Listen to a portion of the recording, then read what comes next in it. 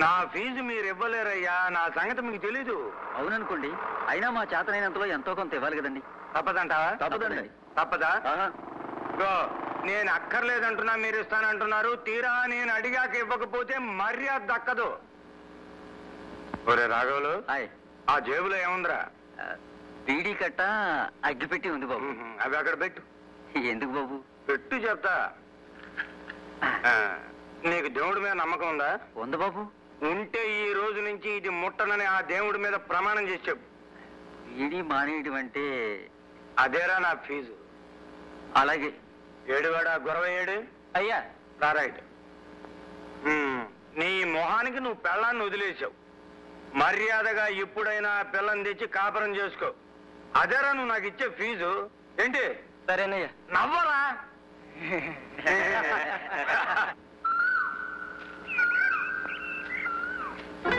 మీ పేరు నాకెంత ఇష్టమో ఇదిగో ఈ విధంగా చెట్ల మీద రాసి చూపించాను. అలాగే నా పేరు మీకు చెప్పాను కదా, మీ ఇష్టాన్ని ఏ విధంగా చెప్తారు?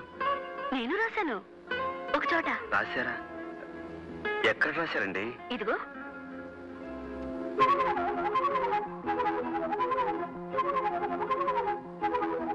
పచ్చబుట్ట.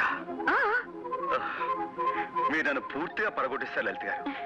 నేను మీ పేరు చెట్ల మీద పుట్ల మీద రాశాను. అలా ఎన్నిసార్లు రాస్తే మటుకు ఏముంది చెప్పండి. మీరు చూడండి, నా పేరు ఏకంగా మీ శరీరం మీదే రాసేశారు. మీ రక్తనాళాల్లోకి నా పేరు అక్షరం అక్షరం కరిగిపోయేలాగా పచ్చబొట్టు వేసేసుకున్నారు. అద్భుతం లలిత గారు, నిజంగా మీరు అద్భుతం. ఇది మీకు నచ్చిందా? నచ్చింది. అయితే తీసుకోండి.